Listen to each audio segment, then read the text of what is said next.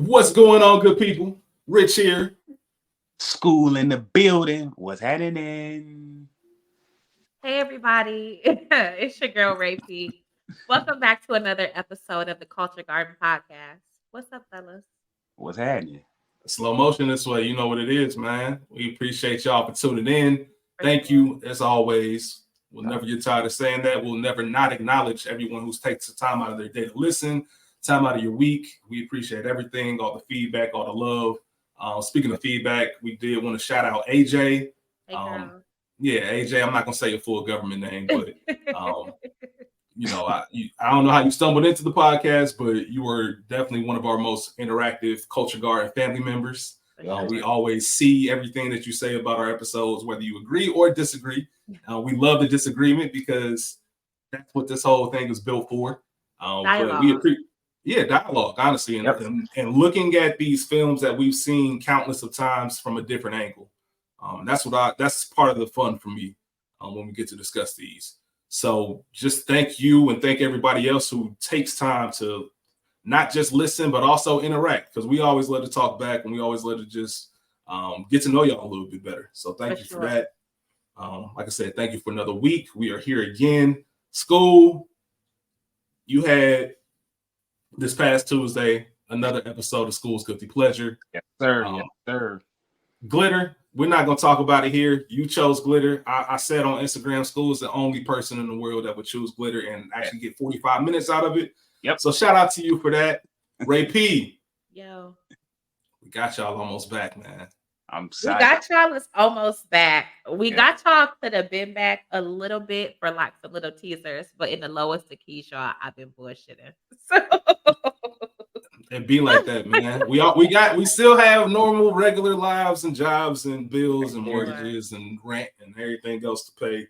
But I'm excited for we got y'all. Obviously excited for Rachel's impeccable television mind to talk about rap shit. It's coming here soon. So we are going to build on that and keep going. Also want to shout out to another week in the books. Shout out to Mo and Spike over there. I want to give them a special shout out because they made space for Ray P. You know, the whole podcast premise is conversations, elevated conversations amongst Black men. And they made space for Ray P to be a guest and have great conversation. We're getting great feedback. Mo and Spike have been sending me text messages, comments, and things that I forwarded on to Rachel.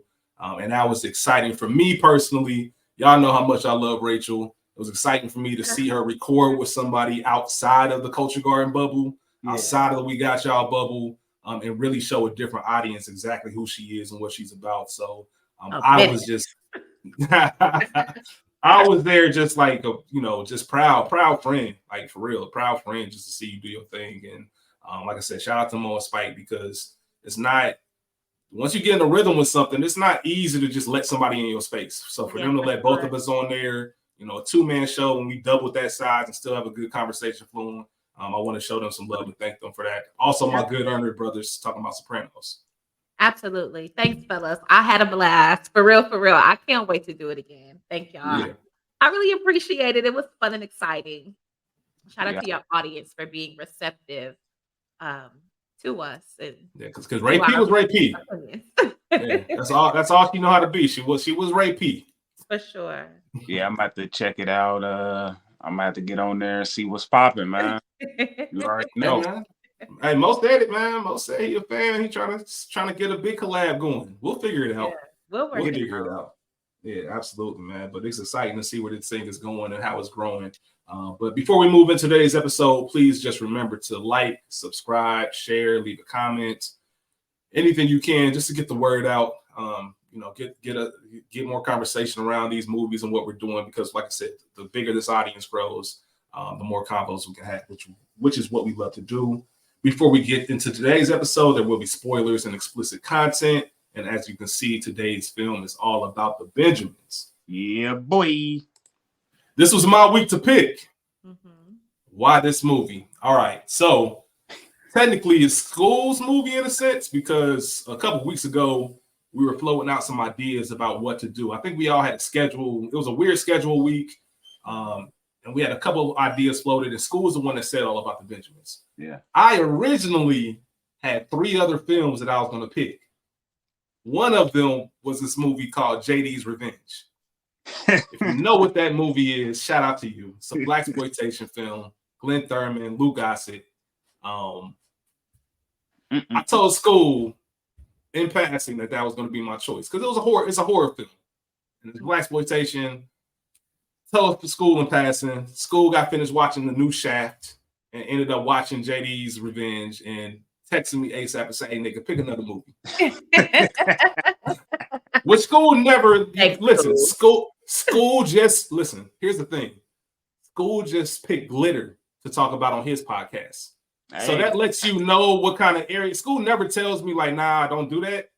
So, but he texted me ASAP, like, "Nigga, if you don't pick another movie." And side note, it worked out. It just so happened to really work out that way. Like we were texting, I was watching the new Shaft, and literally when the movie was over, it recommends something else. JD's Revenge was the movie that it recommended. So I was like, you know what? Fuck it, I'm gonna watch it. I turned that shit on. I don't even know what to say about that movie, man. It had a couple classic scenes in it, but I had to write that nigga like, yo, pick another movie. Clifton Powell voice, nigga. Yeah, that is hilarious. We keep saying the new Shaft like that shit ain't come out in 2019. There is no, just in case anybody's out there wondering, damn, Shaft dropped again? Like, this is the one that came out 4 years ago. Yeah. The second movie I was gonna pick was Vampire in Brooklyn. Once again, sticking to that Halloween theme.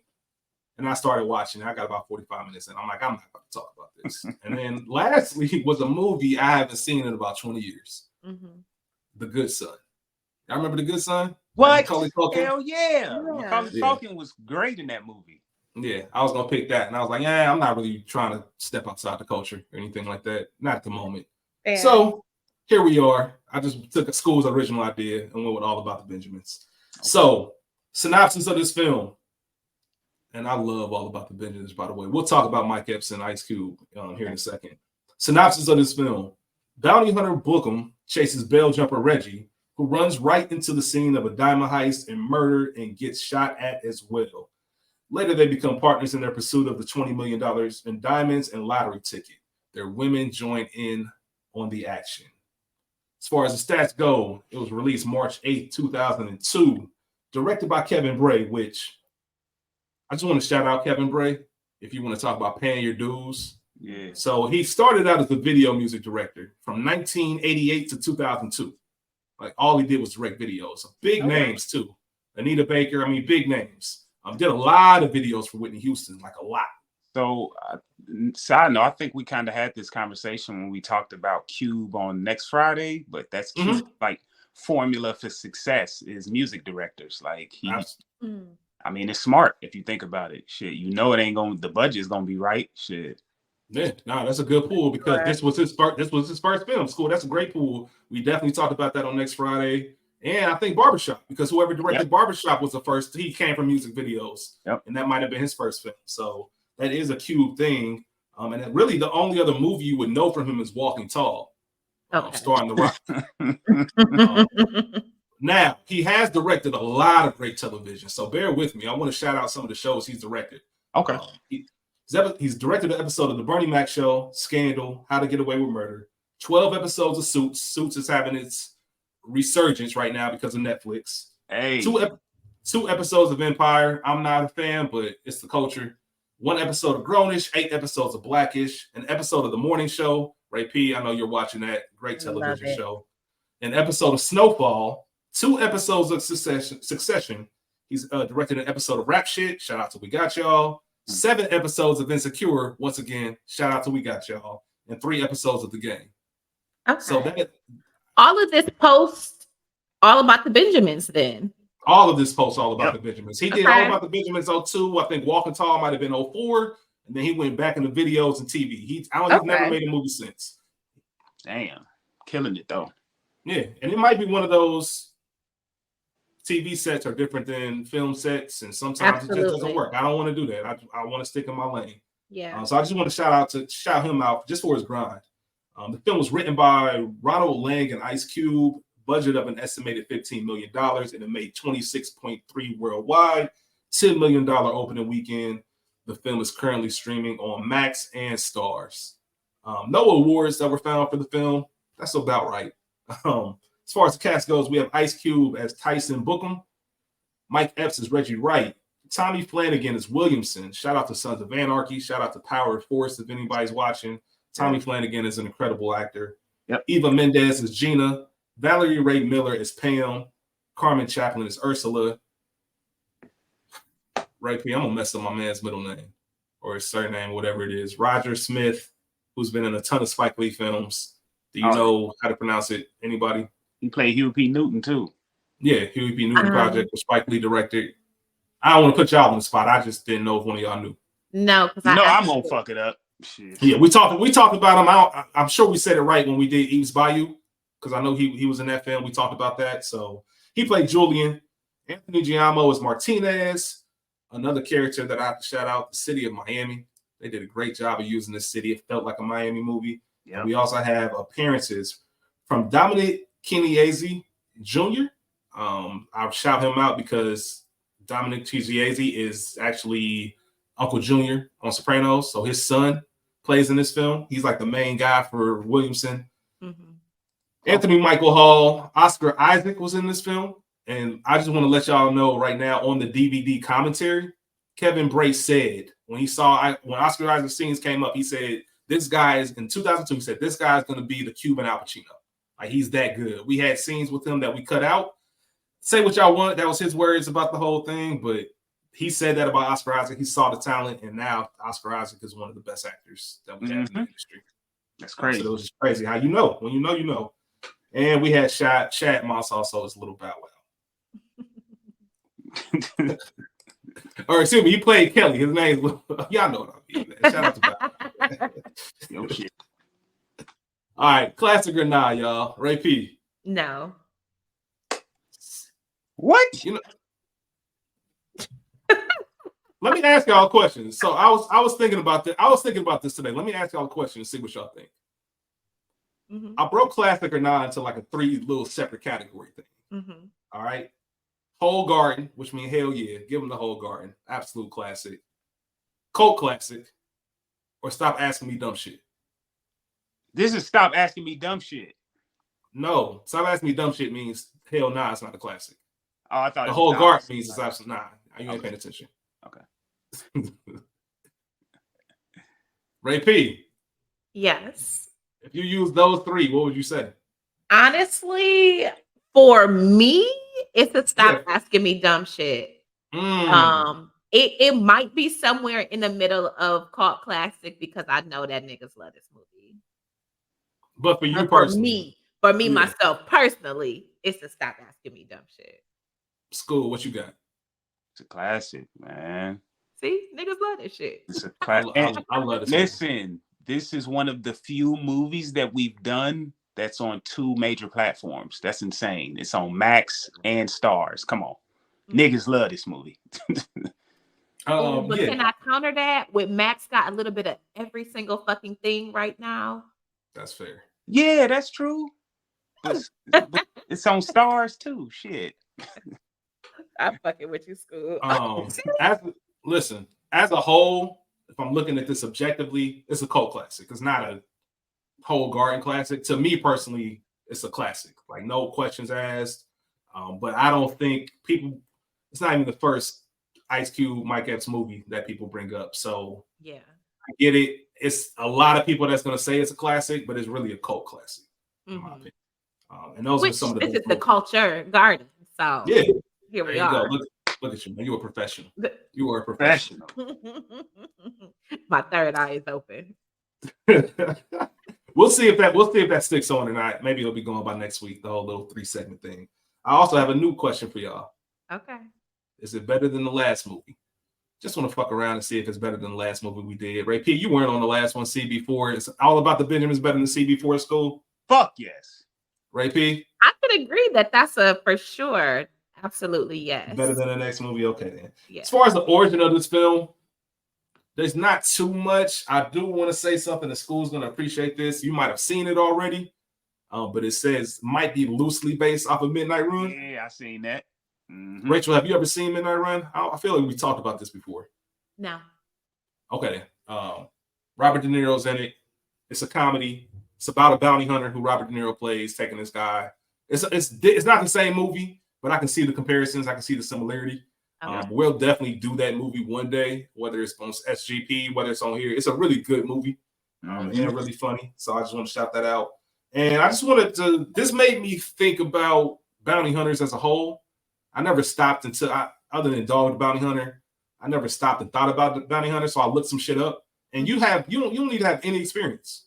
No, you just can do it. Yeah, you can just do it. Like as long as you're 18 years old, you can just do it. Now they say they highly recommend you get some kind of mentor to teach you the ropes and you get trained and all this other shit. But absolutely, I can walk tomorrow and register to be a bounty hunter, and as long as I can get a bonds company to work with me, I can be out here busting out your doors and shit on some book shit. That shit's wild. That's crazy, ain't it? Mm-hmm. Yeah, and they can't obviously they have to self-insure because they're not protected. You know, they don't have any kind of which that kind of makes sense.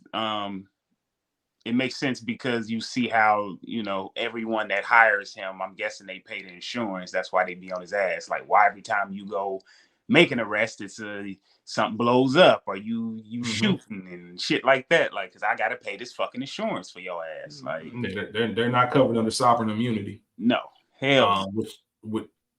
What's up, Ray? Oh, I was gonna say, and probably fines. Yeah, and they can get sued. Like if they come in my crib busting up some shit, I can sue them for the damages. Yep. You know, all that kind of stuff. So that's why it's more of a high risk and people don't do it. But damn, it's just wild to me that you don't have to have any kind of background, any kind of history. I'm about to just go do this shit. Shit crazy. First experiences. I gotta ask you, Ray. I know you're not the biggest fan of this, but do you remember the first time you saw it? I do. I saw it in the theaters.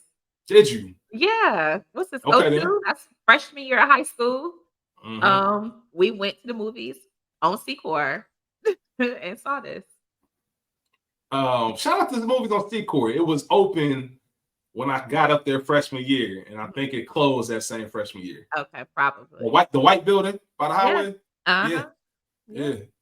Remind me of a theater here in Cincinnati, or old theater. It ain't around no more. School. Look at y'all. Your first. My first experience, I really can't lie. I don't remember.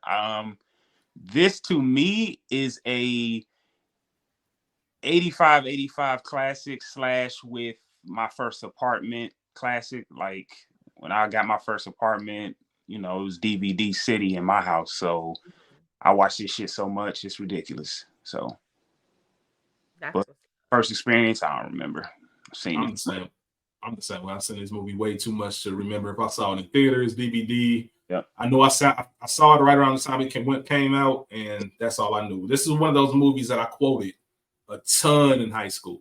Mm-hmm. A ton, and it's still quotable to me to this day. Yep, to this day, a lot of goofy shit. A few things that I love about it, just in general, R-rated comedies. I don't think you can ever go wrong, especially since they don't really make them anymore. Nope. They've started to come out with a few more. I think Hangover was the last one for years. And then since 2017, 2018, a few more have been coming out. I forget when Horrible Bosses came out, We're the Millers. Or was Tag on that one? Tag came out. They just had the one with the kids. They had the one with the dogs. Oh, yeah. But you remember, too, there was this run from like 2008 to 2010, 2011 where they were unrated. Like they would release a movie and it'd be PG-13, but then they would have an unrated version on the DVD and it would be a little bit more wild, but it ain't shit. Yeah, that American Pie shit. Yeah. I think this might have been the funniest Cube has been in a movie. What do y'all think?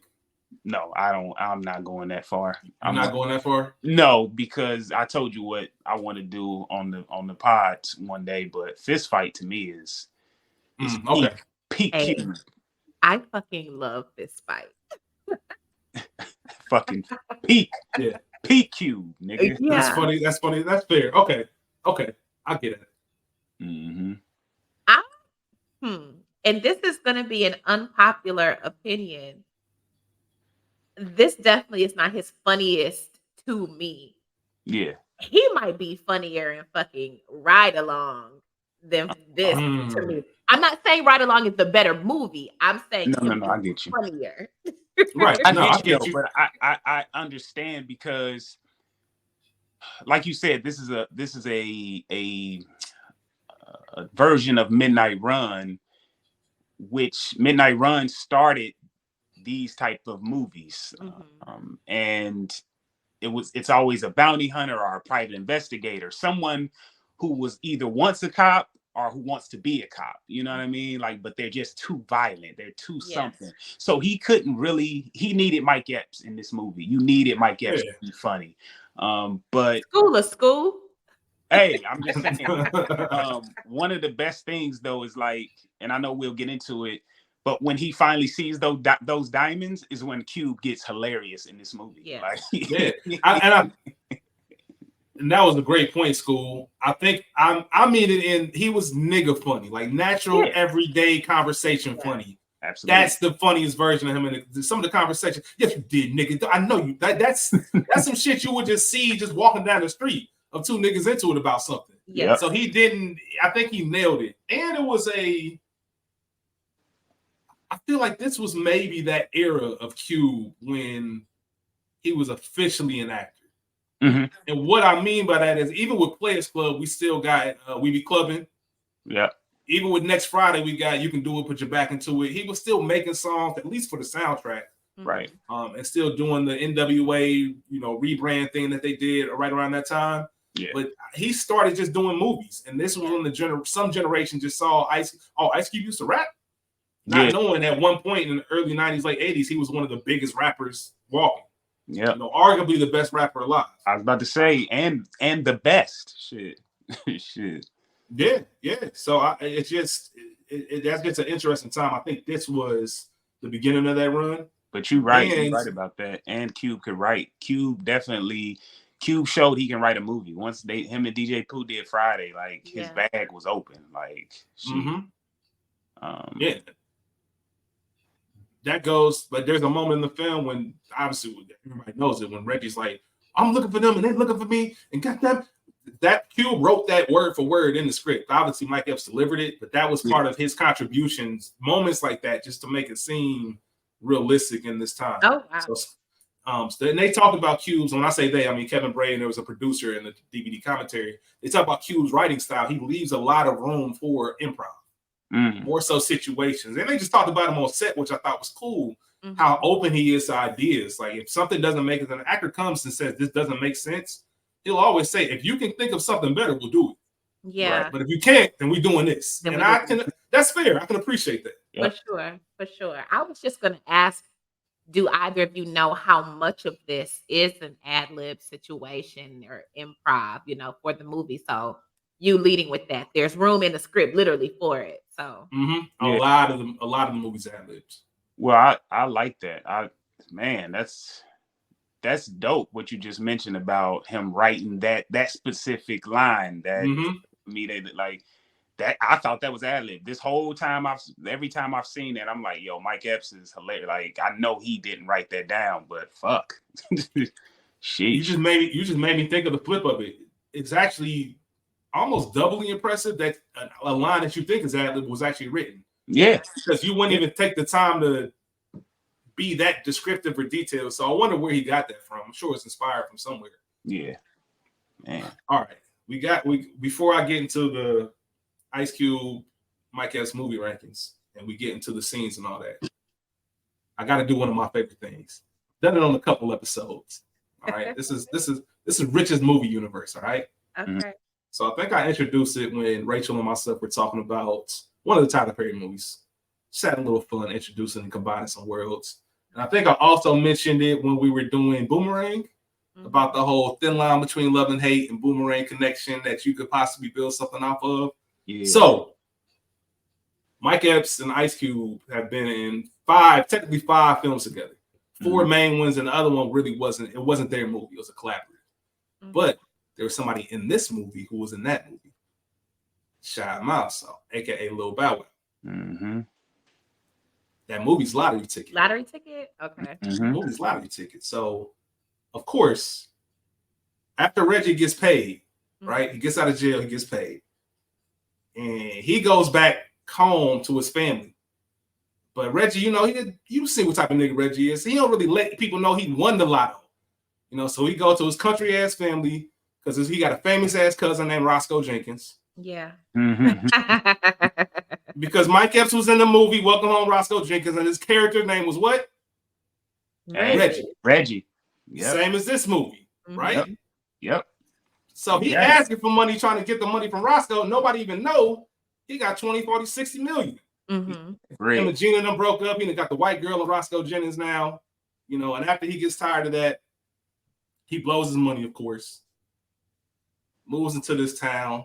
Ends up running into Bookham because they old friends. At first, he bunking with Bookham, and then Bookham kicks him out because, look, we grown. You got to do your own thing. And then little Kelly that they used to watch and used to have Gina babysit for comes around the way. He ends up hitting the lotto. And, of course, Reggie like, damn, how two of us in the same world hit lottos for millions? It's just a whole crazy thing, and there's a connection there. I'm just telling you right now. I think there's a world that you can build between that. Hey, I wouldn't watch that shit, but hey, it sounds good. Hey, listen, y'all. Listen, y'all. I be smoking, man. All right. Hey, you said it, not me. I'm just saying, man, there's something there. I'm gonna continue to do this. Anytime I see an opportunity to build Rich's movie universe, you better believe I'm gonna take advantage. Hey, I do. You can't tell me, but I love it. I love that for you. The way your mind works. The Reggie in both the movies, man. Come on, somebody out there is pointing at they like this nigga on to something. This nigga spitting. This nigga spitting. Matt Damon pointing meme. Or Leo DiCaprio, whichever. Yeah, Leo DiCaprio, man. All right. I asked y'all pre-production. I asked y'all, let's rank the Ice Cube Mike Epps collaborations. Obviously, Lottery Ticket will take out of it. But the other four. Who wants to go first? Just rank them from 4 to 1. I'm curious to know what your thoughts are. Go ahead, School. 4, Janky Promoters. 3, Friday After Next. 2, All About the Benjamins. 1, Next Friday. Okay. Interesting. They're not super different. Okay, so 1, Next Friday. 2, Friday After Next. 3, All About the Benjamins. And 4, Janky Promoters, only because I don't think I've actually ever seen Janky Promoters start to finish. So it has to be last. It's funny because it's not a finish. Yeah. We'll talk about it when we get to the episode, but they never even finished that movie, but they put it out anyway. It's some crazy shit. Okay. 4 is Janky Promoters for me. And I love that movie, but it's 4. Yes, I love it too. Am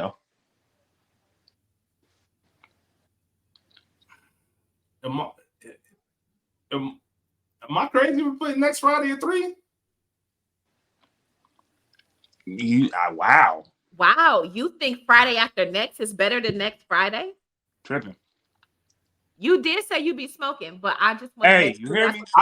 Listen, when we did the Next Friday episode, I said it depends on which one I watch last. I enjoy both of those movies very much. I like them both. It's very close, but I think Next Friday has it just fine. I also said in the Next Friday episode, Next Friday is one of those movies you forget how good it is because for some reason it gets the middle child treatment.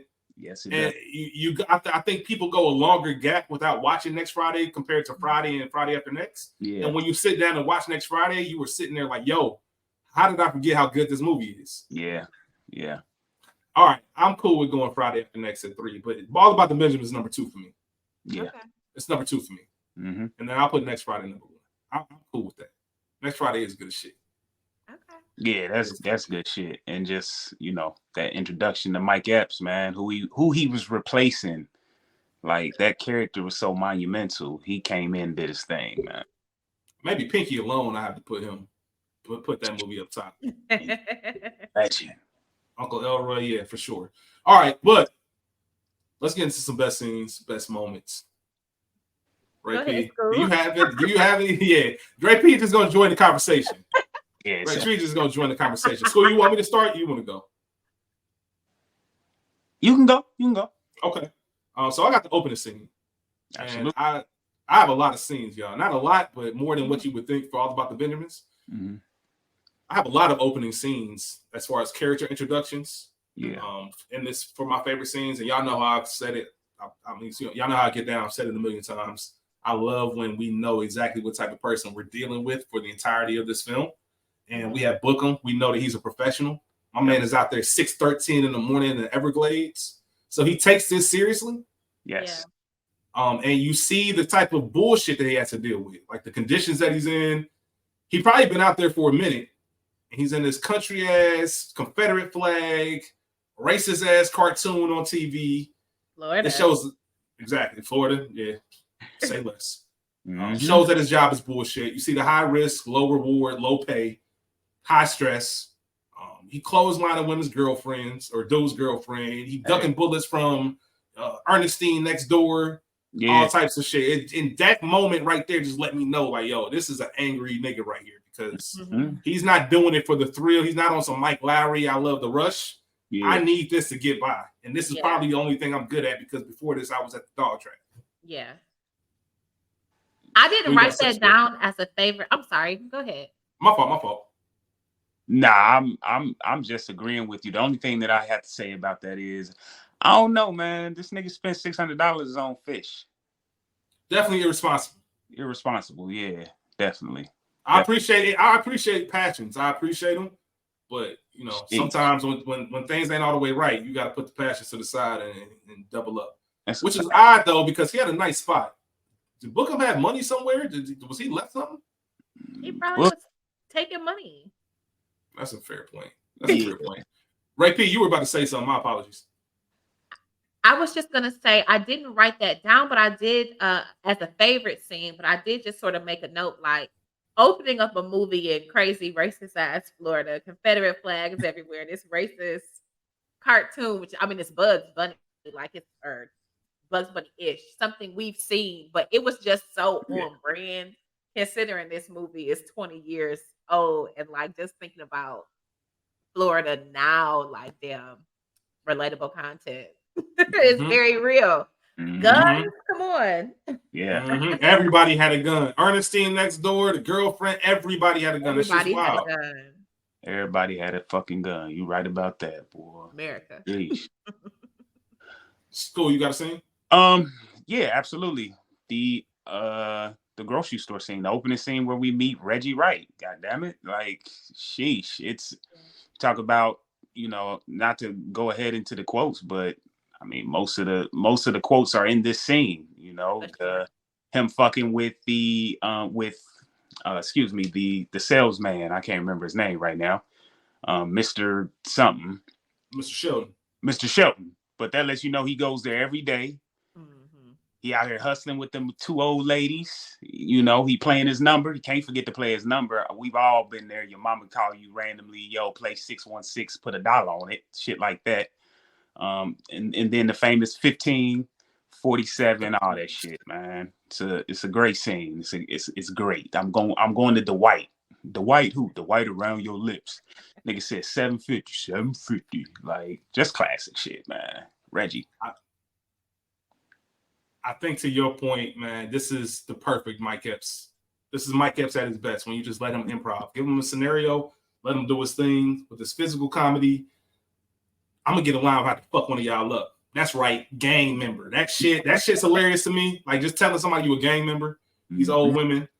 You talked about the quotes, the classic one, 15 to 30, 37, 38. A 45, 47. Yep. Classic.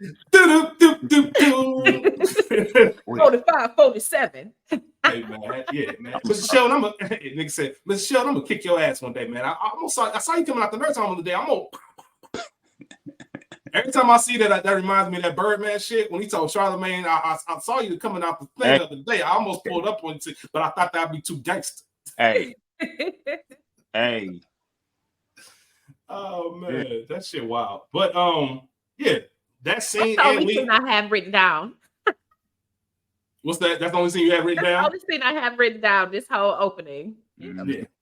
And even leading into the Bookham chase, him getting away, doing the sea walk on top of the roof. Yes. All that dancing and shit. Book him throwing rocks. You know how mad. I don't know why I never really paid attention to that, but that nigga was so mad he missed him. He knew he couldn't get him, but he said, I'm gonna throw a rock and hit your ass. That nigga was pissed. That's just unintentionally funny. So ridiculous. You know that nigga's mad. You hear me? I got 2 fun facts about this scene before we move on to the next one. Go ahead. One, the 2 older women did not get along. Did not get along on set. Were arguing. They were fighting over lines. There were some issues on set between them. It was very catty. Very catty. The other thing, the gentleman who played Mr. Sheldon, I guess he's a theater actor, he had it with Mike Epps. Yeah. He had it with Mike Epps.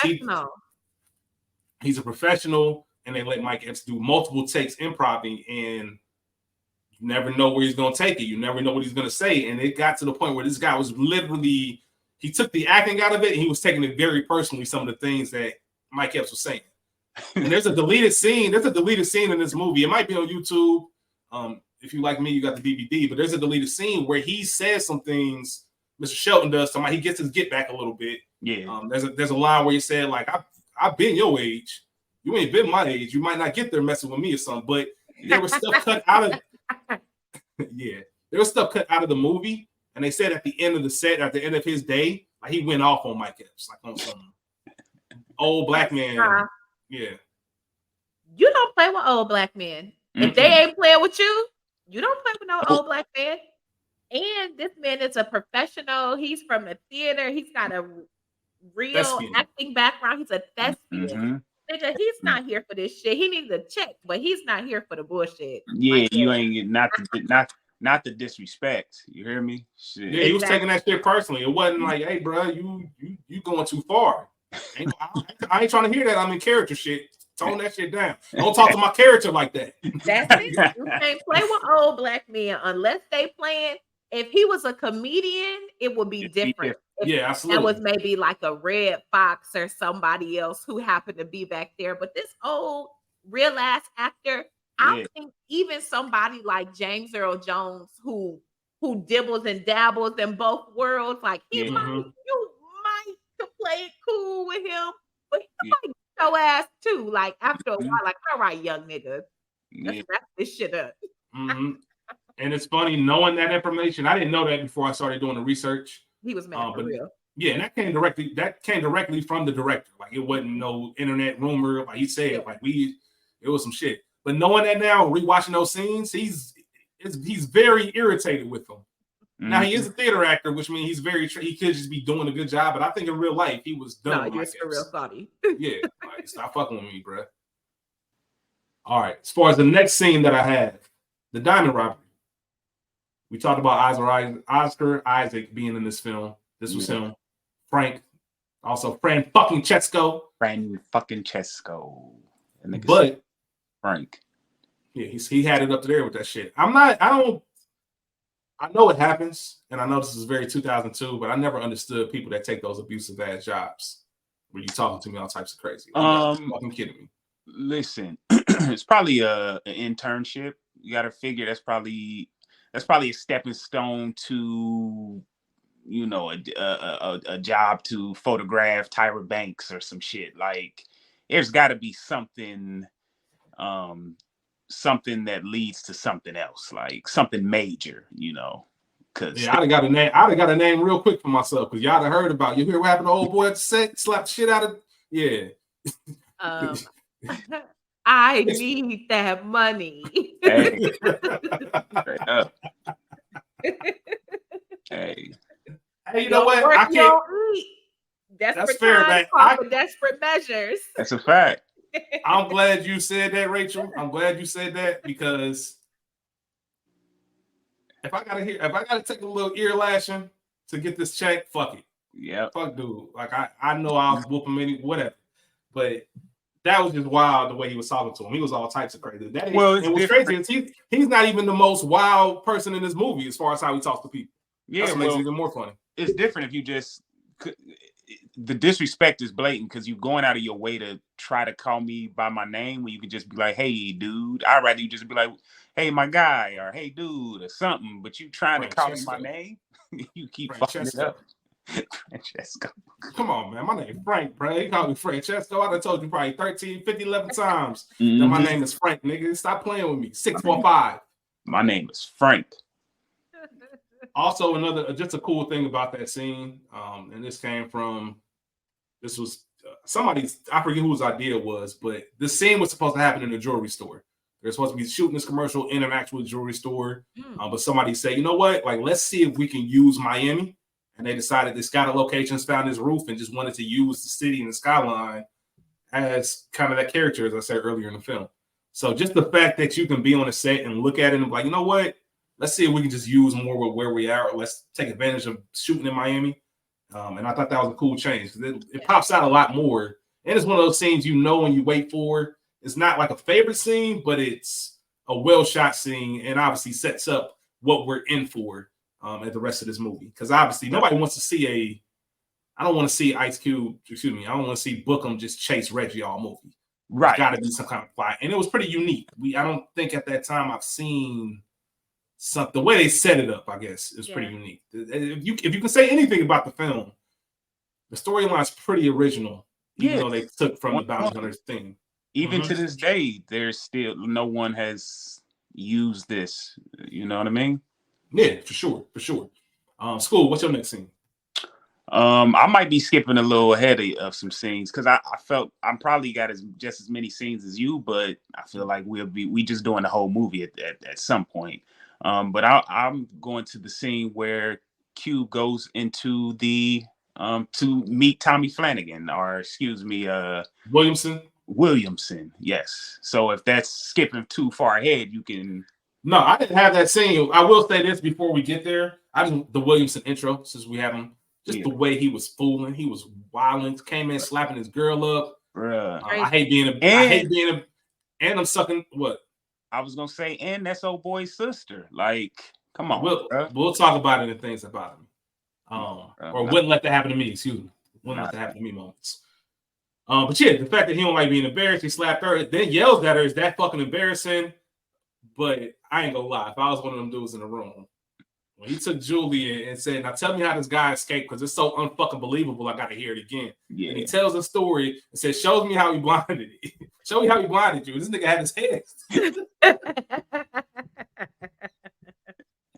How did he have his head? Hey, he made this nigga stand there like this, and then pulled out the strap like Beans in State Property, and shot him like that nigga was E. What hand you roll? Which hand you roll up with, huh? Shot that nigga hand in front of everybody, and then told him go take care of Reggie right before I take care of you. Like, damn. There's gotta be a competitor that I can take my talents to, man. Shit. Flanagan was a dirty motherfucker. But once again, those introduction scenes, you know I do not like this guy. Yep. And it might have been a little, like, my nigga came in backhanding this girl. Come on, man. Tone it down just a tad. Hey. That shit crazy. He went in, bro. No hesitation. I'm surprised he didn't call her a nigga. Listen, he probably did. We just ain't see it. And Tommy Flanagan's a real good person. Like, everybody has great things to say about him. So they said how opposite it was of his actual personality to be playing this type of character. Yeah, he's kind of he's a stereotypical gangster at this point in his career. Yeah, for sure. He plays that Chips and Son of was a tad bit different, but yeah. He always playing racist. It's cool. He wasn't really that racist. Well, all right, never. I'm not living. The last thing I'm gonna do. I was about to say his sons, but I stopped. And plus, the last thing you ever gonna catch me doing is defending a white man from racism. So, what's your next scene? Straight up, I'm dead ass serious. Yeah, the scene where Cube goes into the yacht shop, man, and he's just fooling, just trying to what am I looking for? Trying to get a view. Trying to ID him. Yeah, ID Williamson. He come in on some nigga shit, bro. Nigga told that man he got $6,000. Nigga said you got $6 million, and you still couldn't afford this boat. Like, bro, that shit had me crying. That nigga said, "Hey, dog, get the manager."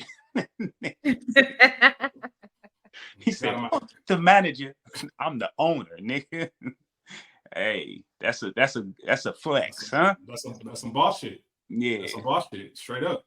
I didn't have that scene down, even though it is an enjoyable scene. Yeah. I have the Julian coming to kill Reggie set up. Okay. First, shout out to Bookham just for being smart enough to know. All right, nigga, you said they got your wallet for real. If that's the case, instead of looking for them, yeah. Shout out to 50 Cent, man. Spray your mama crib and let your ass looking for me. Get tired of looking for you. So that was just a brilliant idea if you really want to get them caught up. And the fact that it worked, you have Reggie in the bathroom talking shit.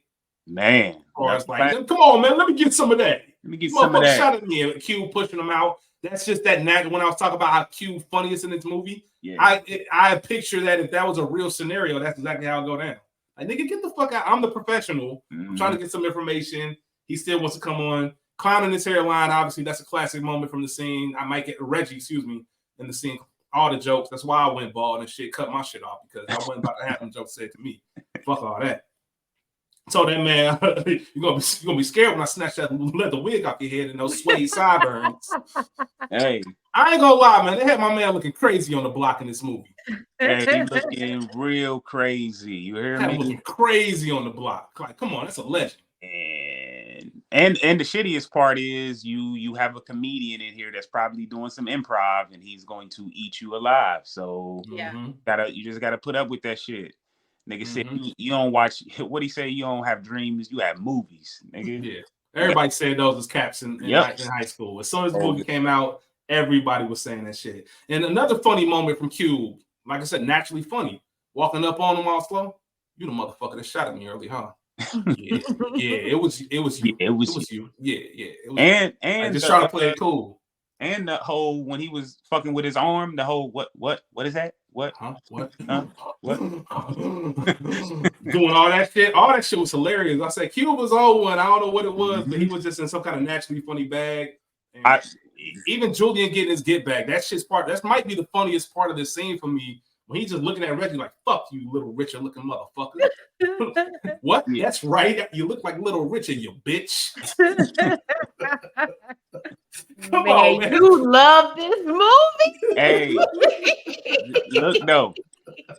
It's making me love it.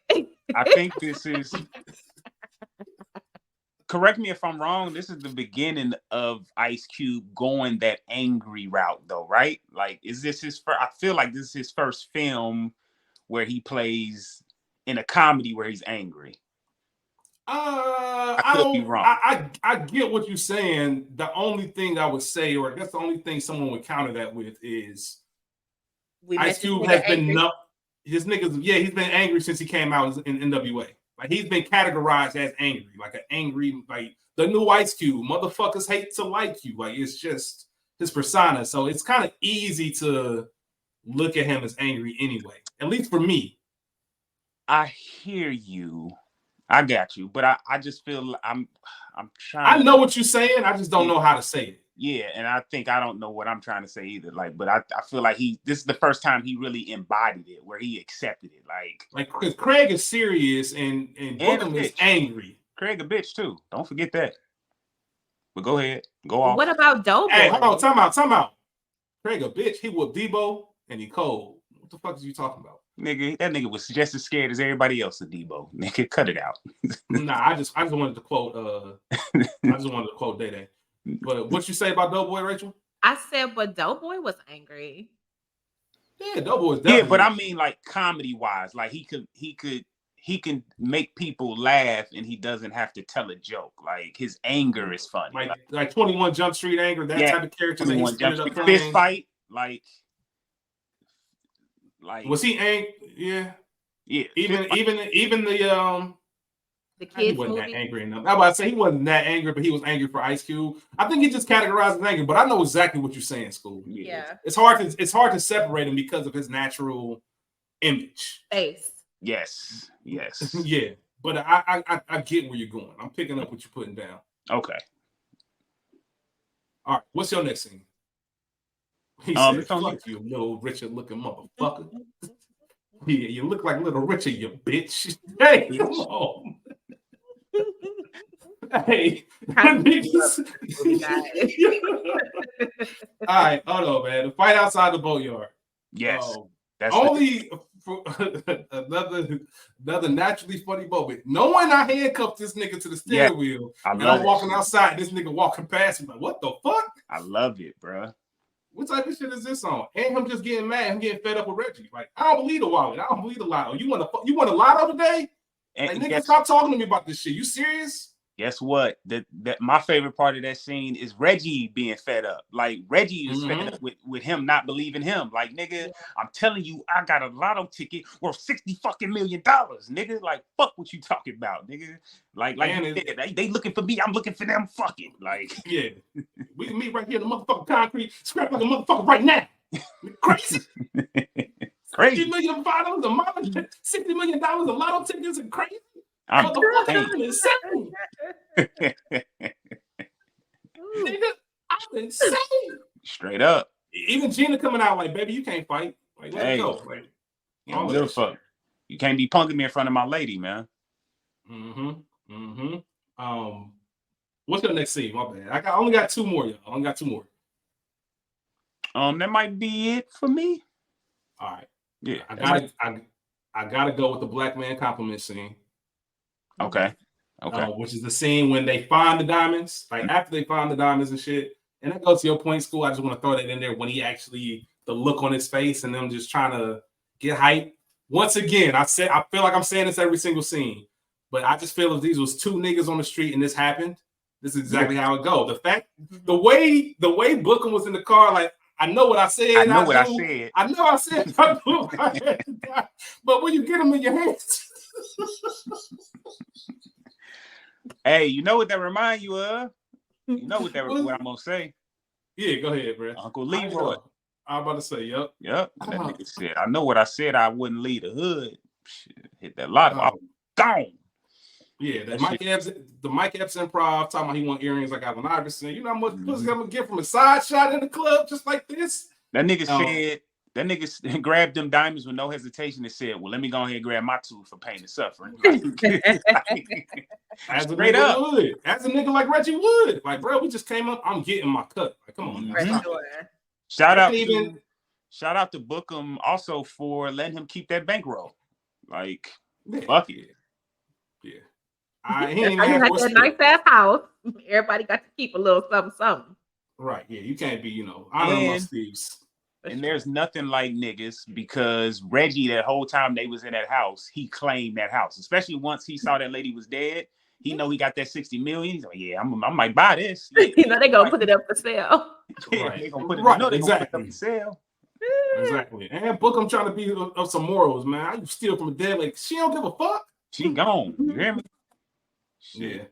But the black man compliment in that scene was when Bookham looked at him. Reggie Wright, you are right. And that nigga hit him with the every black man's favorite response. I tried, man. I be trying.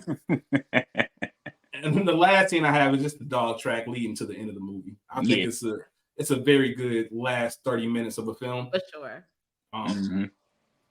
For the movie that we get, low-key, some really good action sequences. Yeah. Better than what you would expect from a movie like All About the Benjamins. I don't know if it's because of the Miami element, but some of the things on a very low level remind me very like of a Bad Boys. I swear, I say that. Yeah. I wrote that in my notes. Very Bad Boyish. And not to like go all the way back, but do you think that scene where they shot the diamond dude, Mr. Beverly or whatever his name is, bro, they black like Mr. Barker. Do you think that was kind of graphic? Not for an R-rated movie and probably not back then, but yeah, it's more than what you would expect. Yeah, that's some Scorsese shit. Yeah, like y'all could have shot him and left some red dots. We would have known he was dead. Like they blew his shit away. Like, but they did the same thing to Williamson's girl. I can't think of her name right now. Got it right in between Ursula. Yeah, they did the same thing to Ursula. So they were just on it. Mm-hmm. They had a very knowledgeable and professional prop guy on this movie. Yeah. Like he went to extremes and kind of over shared information as far as what props he used and why and all that kind of stuff. Yeah. It also back to your Bad Boys point, it reminded me of Bad Boys when they went to Miss Beverly's house And he told Reggie to stay in the car, and he was like, "Yo, if she sees two black men, she's not going to answer the door. It's 7:30 in the morning." Like like in Martin and Will. Hey, here to borrow a cup of brown sugar. Borrow some brown sugar. Yeah, it's not a hard hour and 30 minutes. It's really not. No. It's an easy watch because it is funny. It has great moments. Absolutely. Now that I'm really thinking about it, there's quite a few parallels between this and Bad Boys too. Interesting. I wonder if there's some. I love the fact that you said copyright, but I love the fact that you just specified that, because I said Bad Boys as a whole, but specifically Bad Boys 2, it feels like. Yeah. And they came out the same year. So maybe, like I said, it might be because of the city and we're seeing the same things in the same light. Right. But they feel very similar. And they both do a good job of making Miami a character. Yeah. Even the wardrobe. Like, I don't know what a nigga from Miami wore, but I bet it was what Cube was wearing. Like Tim Hardaway. Yeah, his whole swag. Yeah. His whole swag. Brady Cube, yeah. This might have been the start of the Brady Cube run. Yeah, Braids and Triple X. Yep. Triple X came out after this. Yeah. All right, this might be the start of the Brady Cube run. But just to wrap up the scenes, like I said, the dog track to the end. Mike Epps improv once again. Boss, fuck off, boss that. Nigga came over and said, "What if I took her to the hood? Let the homies rub on her booty." Then nigga said, "I wouldn't give a flying fuck." And he meant that, huh? Said that with a straight face with his girl right next to him. It wasn't like in Ocean's 11 when he said it and he didn't know if she was watching on the TV screen. Hey, she was right there with him. I wouldn't give a flying fuck. Give a fuck what your homies do. That nigga said, "Hey, you gonna have to give me my bag back. I keep my weed in that." Like, come on. I was just about to say that. Just that hilarious line. The argument after the chase. Quit again after that. All of that. Hey. Leading into, of course, we want to see Williamson dead. Yeah. We get the ladies involved, trying to help them out. You're going to go to jail for a couple of weeks. Ended up being 6 weeks. Everybody gets the happy ending. Yeah. Bookham got his Bentley. He got the diamond, $10 million worth of diamond. I don't know about that other 10. I don't know what to tell you. I don't know what happened to that. Yeah. I don't even know. 10. What? Huh? What? Reggie getting his lotto ticket, which you can't. Don't you go right away to get that taken care of? You have 180 days or something like that. There's a time limit. I thought I thought they keep playing the same like Mega Millions or whatever. I'm not a lottery nigga, but I thought they keep playing it if nobody claims it. Yeah. You get what I'm saying? Yeah. I get what you're saying. But I would just let my woman claim it. I mean, it ain't that deep. I'm about to say it's all about the Benjamins. It ain't even that deep. But just something I thought of. Best quotes. Does either one of you have anything? I think every single one you guys have said. Yeah, I got more than I ain't said. I love this. I know.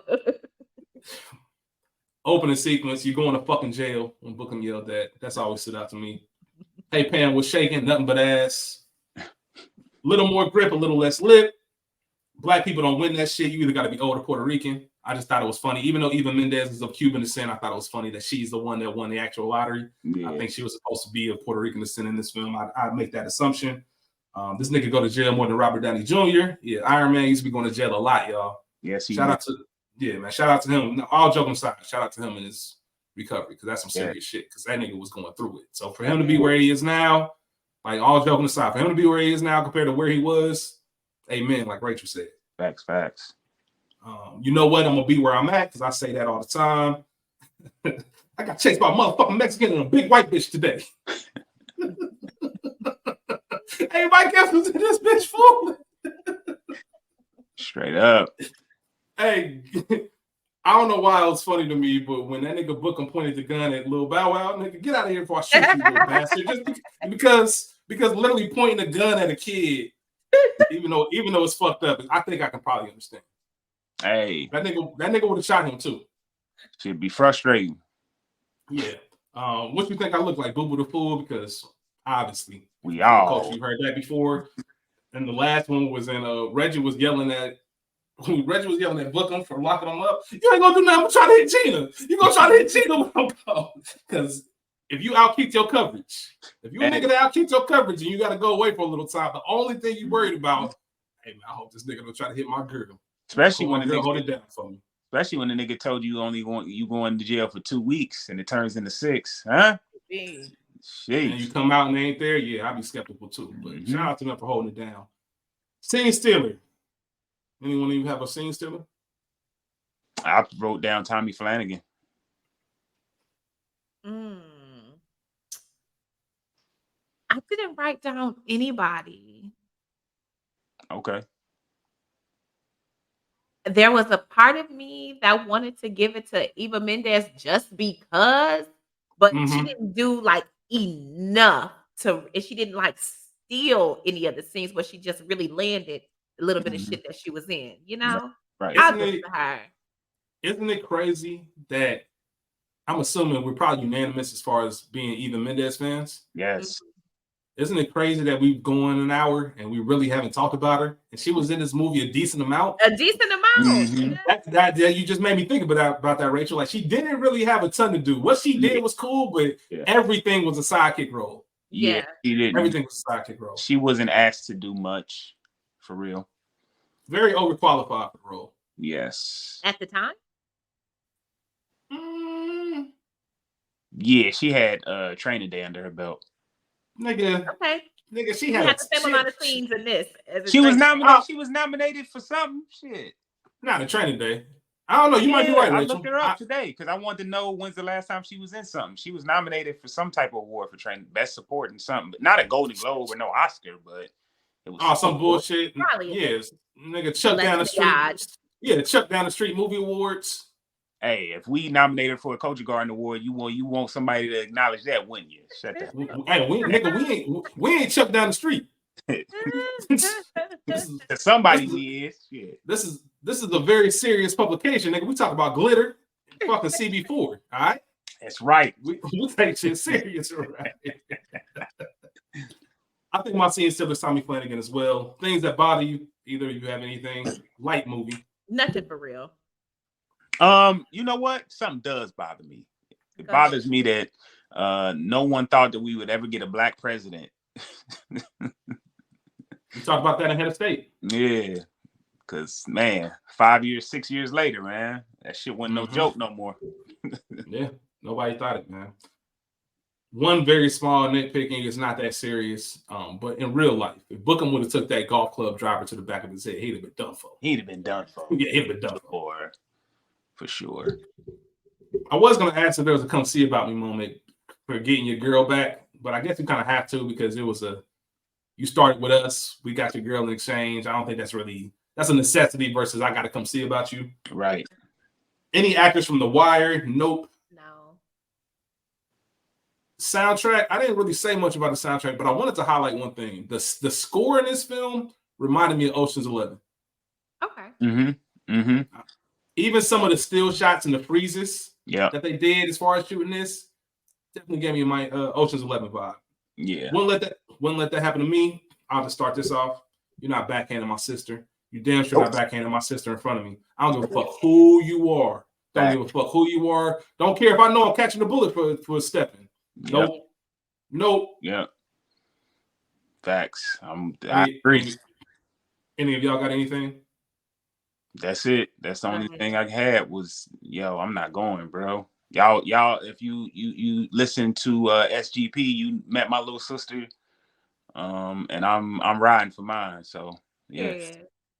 Straight up. Not just little sister either, any woman. You're not about to just do that shit. Yeah, straight. School, you got any trivia? The only trivia I had was the Midnight Run thing. Yeah. And you got that, so nope. I think I said mostly everything else as far as the trivia for this film. We get to the end of the episode. I had a lot of fun, y'all. Thank y'all for joining me on my bullshit.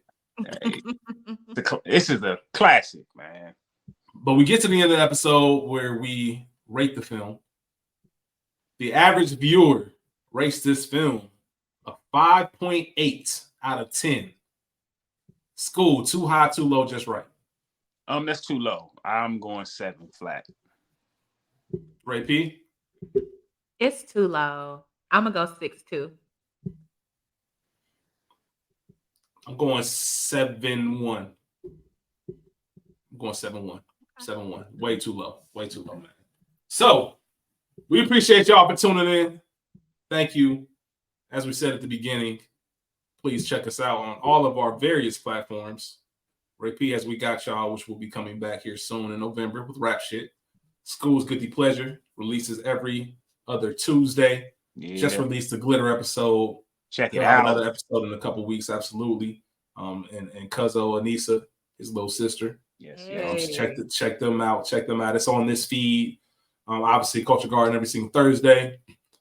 We appreciate y'all for tuning in. Please remember to like, subscribe, rate, share, all of that. Hit us up. We love talking about movies with y'all. We do this for y'all. Yeah. Ray, School. Y'all know how I feel about y'all. Love y'all to death. Love y'all to life. Everything else that you want to say. Y'all be cool. Oh, go ahead. My bad. Nah, I was just gonna say real quick. Shout out to Rich Gets It In, man. I love having those combos in the inbox. This nigga be trying to figure out what movie I'm gonna do on SGP. Love it. Shout out to him. Shout out to him. What's up? I don't know how it, before we close out, I don't know how it became a thing, but that's one of the things that people that I know they always want to know what's next. Yep. Because they know I'm not gonna tell them. I tell Donovan every now and then. I'll tell D. It's like we're a day or two away from recording it, or if it's the week of, I'll tell him. But for the most part, I'm like, we'll see. I can't lie. I always tell little sis. Of course, yeah. I wouldn't expect anything less from that. But with that being said, the rest of y'all gonna have to see next week what we do. I think we're gonna have a special Halloween episode for y'all. Mm. Even though, and that's gonna be interesting because I'm not a horror nigga. Rachel's not even gonna be on it because she's not a horror nigga. Don't play with demons. Play with demons. But instead of Thursday next week, we're gonna actually drop an episode on Halloween. That's gonna be the episode for the week, and then we're gonna roll into November with clean spirits. With clean spirits and get into these holidays and some good conversation to roll out the year. So with that being said, once again, thank y'all. Y'all be cool. Y'all be cool. Peace. Guard y'all gates. Peace out. Bye, y'all.